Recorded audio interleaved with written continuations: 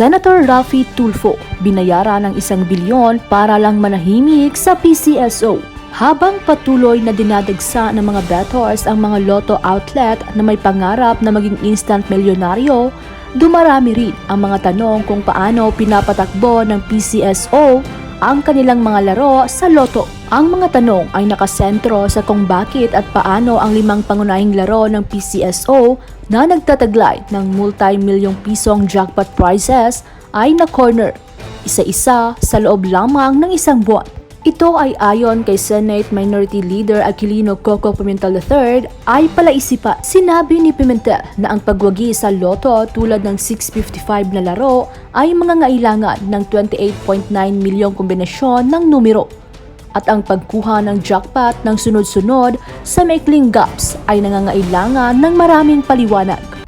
Nakakagalit at nakikita nyo na mukhang natanggap na ni Tulfo at ni Coco ang 1.4 billion ayon sa ating puting ahas. Di ba nabanggit ko sa inyo na nininegotiate, nagba-backdoor, okay? Etong si Mel Langka o si Mel Yunario at si Lisa Smugs, binabackdoor nila si Tulfo.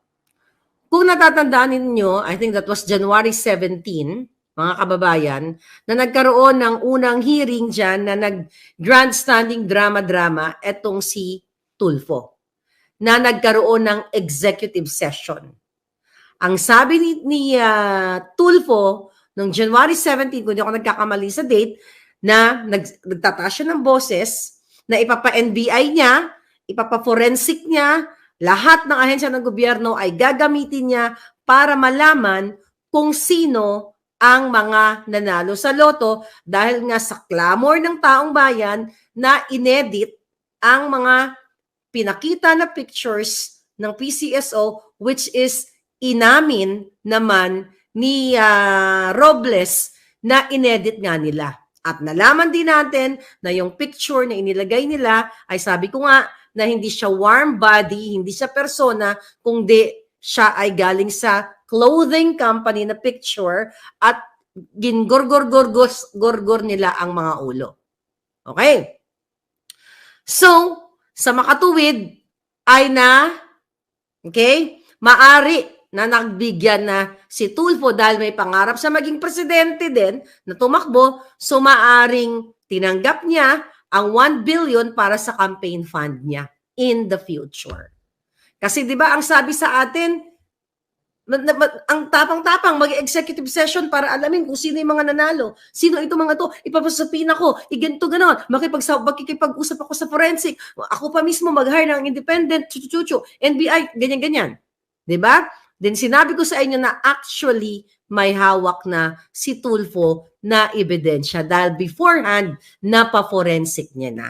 So 'di ba? Hindi ba tayo nagkakamali na abangan natin, sabi ko sa Thursday, kung itutuloy ba ni Tulfo yung kadyutahan niya at sila ni Pimentel na isasabihin nila sa taong bayan kung ano ang nangyari doon sa executive session. Noong nag-start ang hearing, may narinig ba kayo? Mga kababayan, nandito tayo ngayon, naharap tayo sa Senado kung saan ito ang mga update ng executive session namin, wala, nada. Okay? At sinabi ko rin sa inyo na ang hawak kong ebidensya ay hawak ni Tulfo.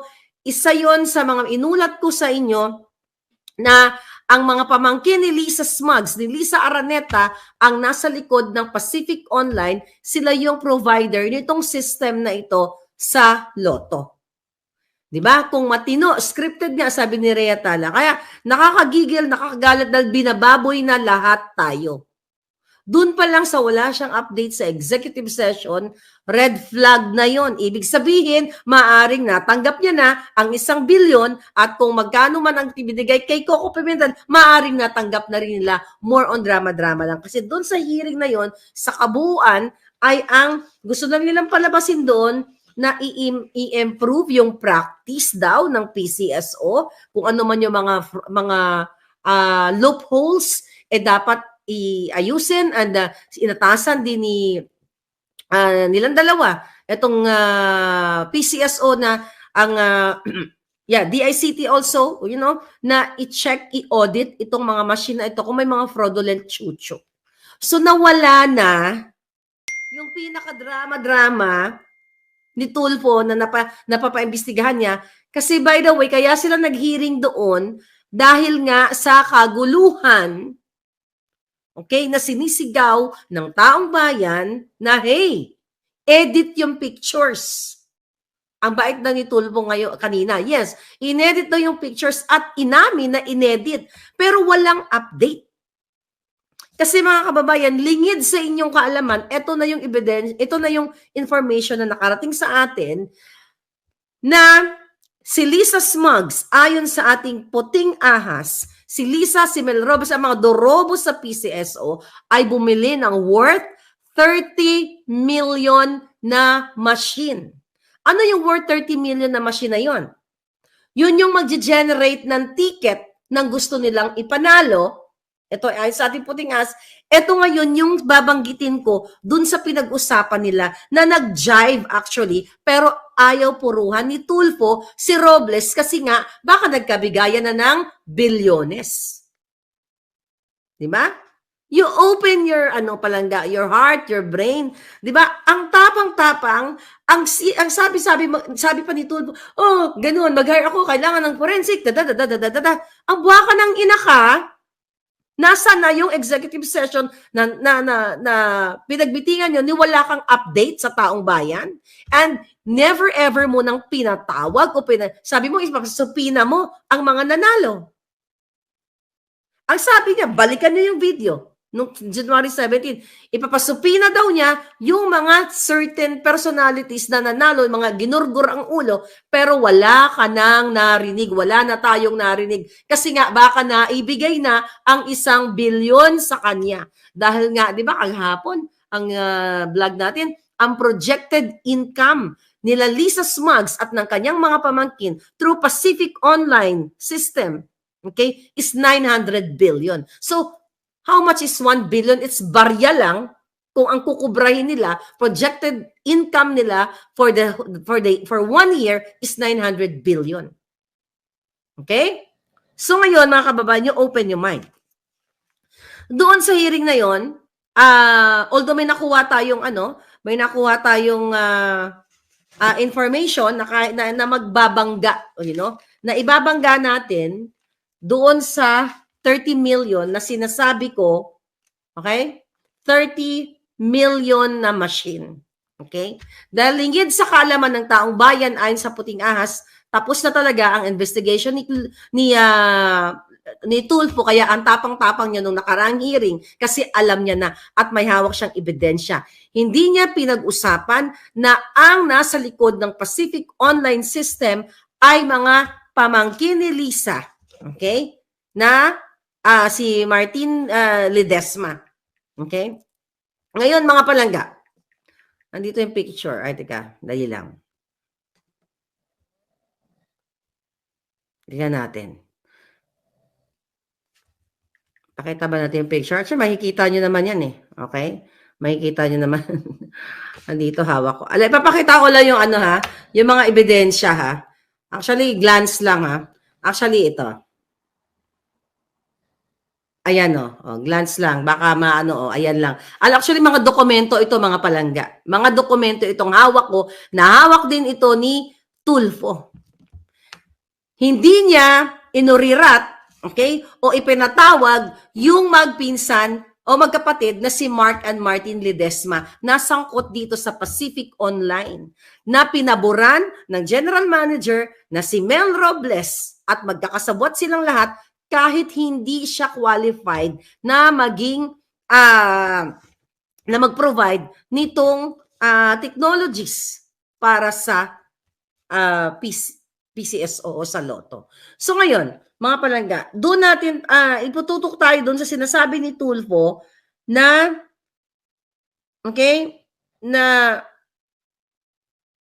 ayun, may sinasabi siya dito na doon daw sa 698 million, okay? Na panalo, 'di ba? 698 million ay meron doong nag-invest, 'di ba? Na sinasabi niyang 30 million investment. 'Di ba? Naalala niyo 'yon? 30 million investment to win 698 million. Ito yung 30 million mga palangga. Hindi niya masabi-sabi sa taong bayan. Yan yung investment ni Mel at ni Lisa Smugs ayon sa ating puting ahas na makina, na binili yung makina para mag-generate ng lotto ticket winner. So ngayon, ano ang nangyari dito? Para maintindihan ninyo, okay? Doon sa hearing kanina, ay napag-usapan nila doon na mayroong doon sa 698 million pesos. Okay, saan na ba yung sinulat ko? Okay? Na ang winning combination, ito pala. Ito. So, sinasabi ni Tulfo dito na doon sa 649 na game, okay?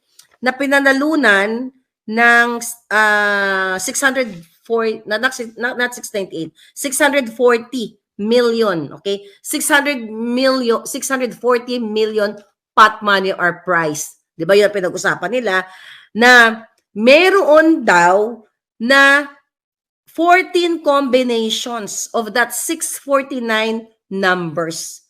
So, pag pinag-rumble-rumble yung mga numero na yon from 649 na game, ay magkakaroon ng 14 million combinations.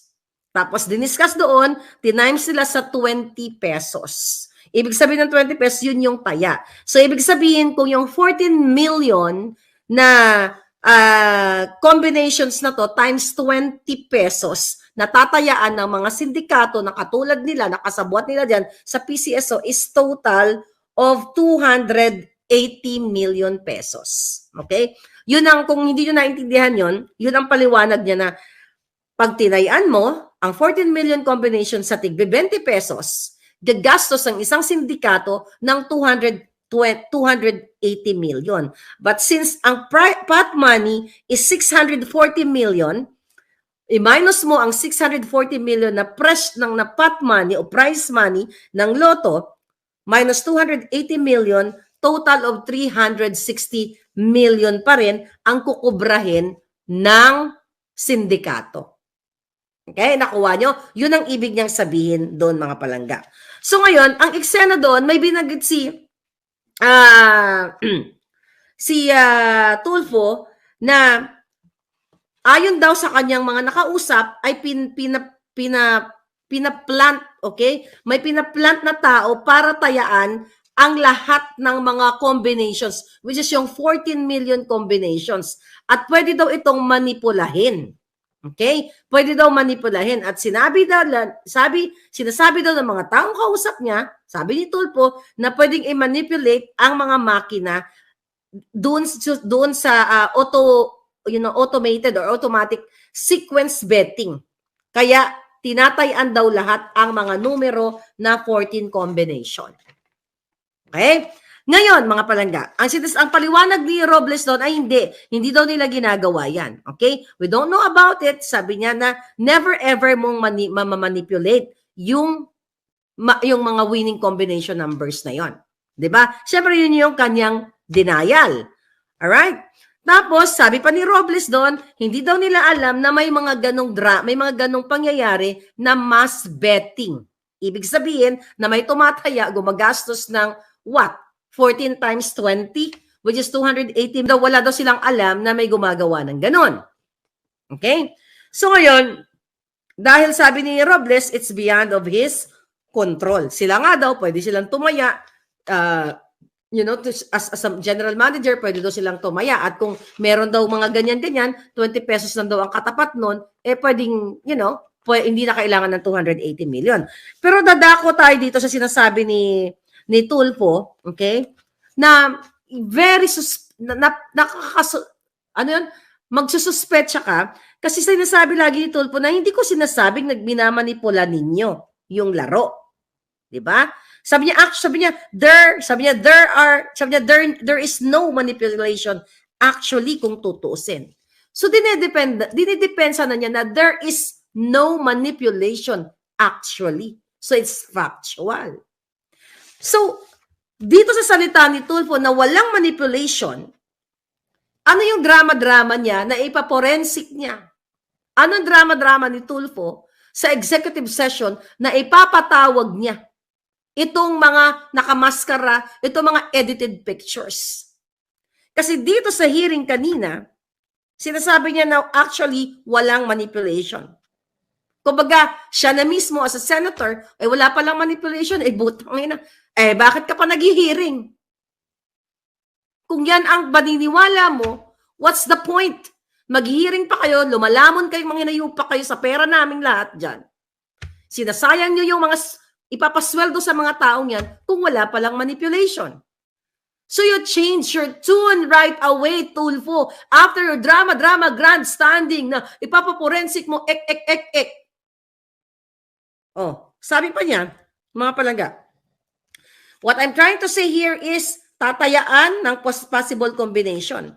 Okay? Possible combination. That's what you call syndicated. Kasi pag ganon, na sumusugal, ito mga kasabwat ni Langka, ni Lisa Smugs, tatayan ng 280 million.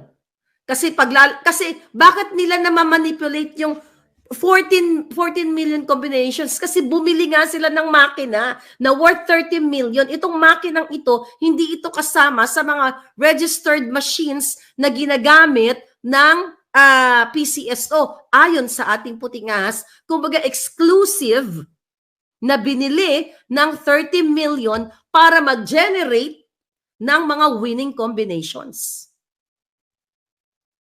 Kaya nga nagpalit na ng tono si Pimentel at saka si Tulfo. Nag-iba na. Wala na yung, di ba nakita nyo, napanood nyo naman? Hindi na nila inungkat yung ipapatawag yung mga nakamaskara na nanalo. Wala. Zero. May narinig kayo? Wala. So ibig sabihin, baka nagkabayaran na sila ng bilyon-bilyon. Mga buwaka ng ina talaga to. Ngayon, sabi pa ni Tulfo, pinapaliwanag niya na tatayaan daw yung 14 combinations nga. Okay? Tapos sabi niya, hindi naman pwede gawin ng isang individual yon, pero pwedeng gawin ng isang tao lang. Pero pwedeng gawin ng isang tao lang at meron siyang kasabwat sa Pacific Online. 'Di ba? Siyempre, hindi naman talagang kailangan ni Tulfo na sabihin na parang ang bait-bait na lahat kasi ma-obvious. Pero kahit anong gawin niya, obvious pa rin. So kung matino ka, Tulfo, ibigay ko sa'yo mag-ano ka yung staff mo. Bibigay ko sa iyo ang ebidensya na hawak mo din, ibibigay ko uli sa iyo. Na ang Pacific Online, ayon sa ating puting ahas, na yan din ang may nag-supply din sa iyo, na kasabwat nga ang pamilyang Ledesma ni Lisa Ahas Araneta Smugs, na even though they are disqualified, hindi na na-meet ang certain requirements to be part to supply the services to PCSO, pero pinalusot dahil nga, bakit? Tinakot ni Pacific Online itong si Mark and Martin Ledesma na pag hindi mag-back out, itong winning bidder ay isusumbong kay Lisa Smugs. 'Di ba? Inulat ko to sa inyo nung 2 beses ko na inulat sa inyo. Tapos sabi pa nga, how do you want us to rephrase our words for you to back out? Wag na wag lalabas ang pangalan naming magkapatid, otherwise mamarkahan ka ng tita Lisa ko.